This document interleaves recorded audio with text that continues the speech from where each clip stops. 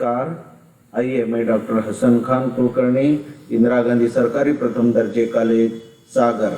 हम अब अभिनव कथा भारती जो तृतीय सेम बीएससी बीसीए के भाषा के पाठ्यक्रम में छात्रों को पढ़ने के लिए जो पुस्तक रखी गई है, इसके जो 26वें पाठ पर हम अब पहुंच रहे हैं। अभिनव कथा भारती जो 26वें पाठ में जो महुए का पेड़, लेखक हैं मार्कंडेय कहानी महुए का पेड़ हम कहानी अब देख रहे हैं। इस कहानी को पढ़ने से पहले हम अब मार्कंडेय का संक्षिप्त जीवन परिचय देखेंगे। लेखक मार्कंडेय का जीवन परिचय। मार्कंडेय का जन्म 1930 ईस्वी को उत्तर प्रदेश के जौनपुर जिले के एक गांव में किसान परिवार में हुआ। 1922 ईस्वी में इलाहाबाद विश्वविद्यालय से एमए पास हुए।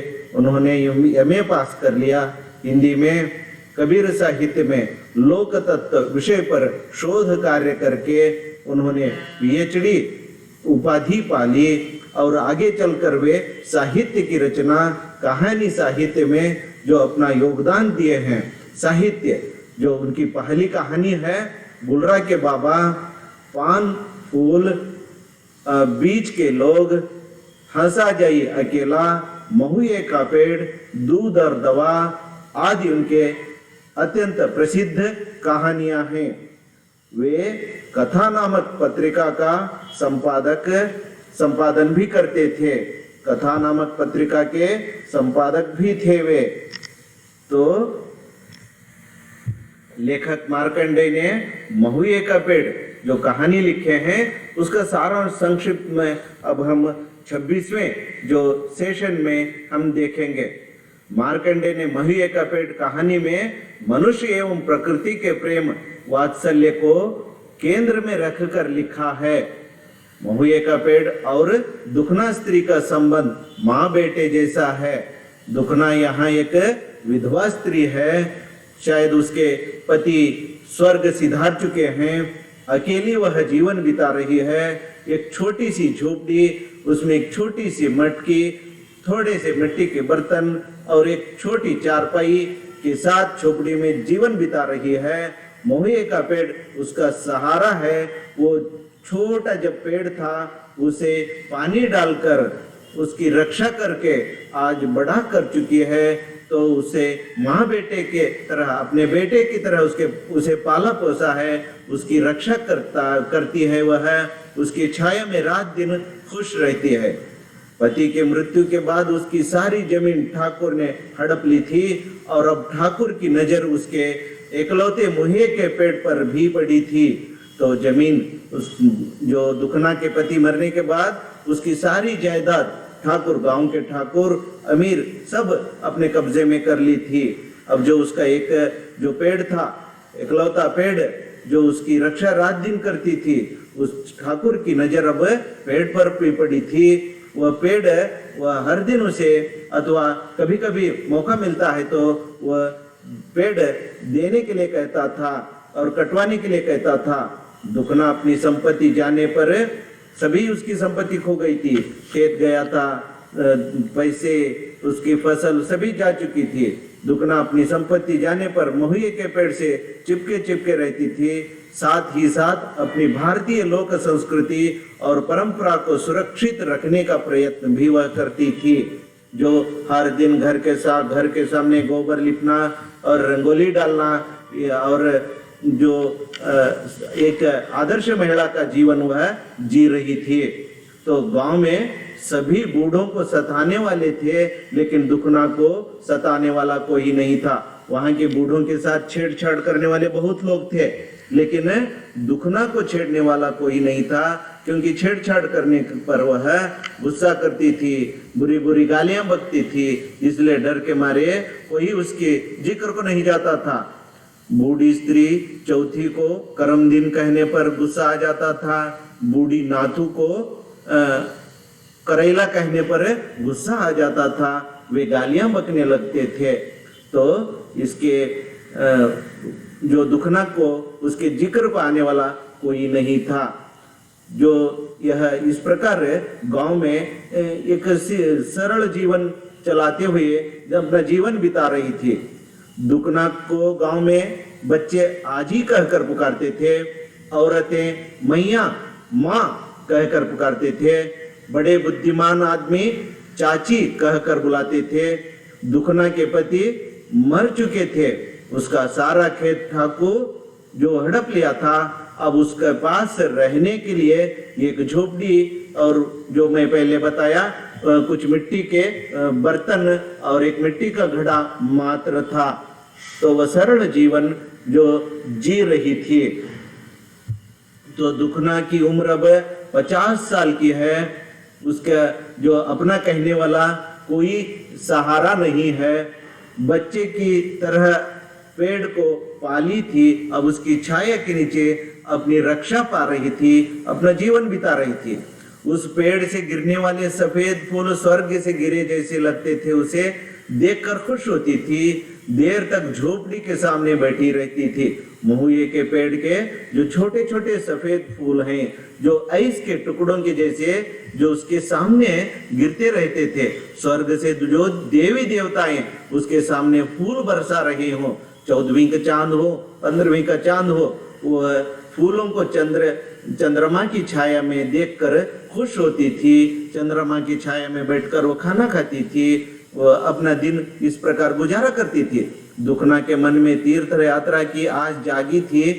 पिछले साल हरकू की माँ त्रिवेणी संगम में गंगा स्नान करके आई थी, तो कहने लगी, मैया त्रिवेणी का दर्शन करके ही जैसा पाप भाग जाता है, चाहो तो ईश्वर की ही माया समझो, जो बुढ़ाई समूह में दर्शन हो गए मेरे। मैं त्रिवेणी संगम में जाकर नहा कर आई। और हरकू की माँ कहकर दुखना को, हरकू की माँ दुखना को बोलती है। दुखना का न पति न बेटा न बेटी, वह घर छोड़कर कहीं जाने के लिए तैयार नहीं है, नहीं जा सकती, क्योंकि झोपड़ी के नाश होने का, पेड़ के नाश होने का उसे डर है। हरकू की माँ कहती है, कब तक इस थामे बैठे रहेगी मैया इस पेड़ को? 2 दिन की जिंदगी में तीर्थ व्रत न कर लेगी तो आगे क्या?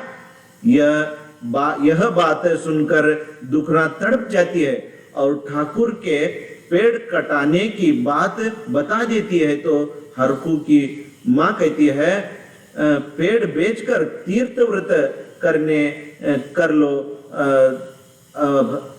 दुखना जो पेड़ बेचकर तीर्थ यात्रा कर लो, अब क्या करोगी?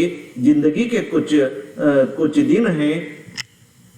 तो इस प्रकार जो हरकू की माँ उसे तीर्थ यात्रा करने के लिए कहती है और वह उसे भी आस जागती है। तो इस पाठ का जो उद्देश्य है उसे हम कहेंगे मार्कंडेय क्या कहना चाहते हैं। दुखना जो यहाँ वो दिखाना चाहते हैं, दुखना गरीबन का चित्रण और उसका कष्टमय जीवन बताना चाहते हैं मार्कंडेय। और समाज में विधवा स्त्रियों की हालत कैसी रहती है इसका विवरण देते हैं। किस प्रकार जो बड़े अमीर लोग, ठाकुर लोग जो विधवाओं को, गरीबों को शोषण करते हैं, इसका परिचय देते हैं मार्कंडेय। मुहे के पेड़ को कैसे बच्चे की तरह वो पाली पोसी थी, कैसा संबंध होता है प्रकृति के साथ मानव का, इसका विवरण देना मार्कंडेय का उद्देश्य है। हरकू की माँ आकर तीर्थ व्रत के महत्व को बताना चाहती है, तो इसका विवरण देते हैं मार्कंडेय। यहाँ मनुष्य और प्रकृति के अन्योन्य संबंध कैसा होता है इसका परिचय देना चाहते हैं, यही मुख्य उद्देश्य है मार्कंडेय का। अब छात्रों को इसकी जानकारी क्या मिलती है?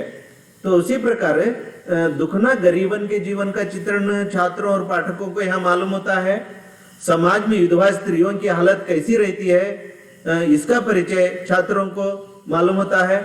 महुए के पेड़ को कैसे दुखना बच्चे की तरह पाली थी और प्रकृति के साथ जो मनुष्य का संबंध है इसकी जानकारी मिलती है। हरकू की माँ आदि लोग तीर्थ व्रत को किस प्रकार महत्व देते हैं यह मालूम होता है। मनुष्य और प्रकृति का अन्योन्य संबंध भी यहाँ दिखाई देता है। ये सभी जानकारियां जो पाठकों को मिलते हैं। आइए अब हम प्रश्नोत्तर भाग में पहुंच चुके हैं, जो छात्रों का ज्ञान बढ़ाता है। यह जो पहला प्रश्न है, मार्कंडेय की पहली कहानी कौन सी है? तो आइए देखें, जो यहाँ बहुविकल्पीय उत्तर है, पान फूल, गुलरा के बाबा, हंसा जाइए अकेला, महुए का पेड़। तो यहाँ जो हम देख चुके हैं, गुलरा के बाबा मार्कंडेय की पहली कहानी है। तो सही उत्तर वह है जो गुलरा के बाबा उनकी पहली कहानी है। ये दूसरा प्रश्न देखते हैं, ठाकुर की नजर किस पेड़ के ऊपर थी? तो आइए, जो बहुविकल्पीय उत्तर है, आम का पेड़, जो ब इमली का पेड़, क जामुन का पेड़, ड महुए का पेड़। आइए उत्तर देखते हैं। जो ठाकुर की नजर किस पेड़ के ऊपर थी? तो हम देख चुके हैं, जो दुखना क्या जो एक लौता जो पेड़ था, उसकी जो छांव अथवा जो उसका अन्योन्य संबंध था, आत्मा के साथ जो संबंध था, जो उसकी पालपोस सी थी, महुए का पेड़ हम देख चुके हैं। इस पेड़ पर ठाकुर की नजर पड़ी थी, उसे अपने कब्जे में करके उसे कटा लेना चाहता था। तो यह जो अभिनव कथा भारती को जो पढ़कर इस पाठ की ज्यादा जानकारी हासिल कर सकते हैं। धन्यवाद।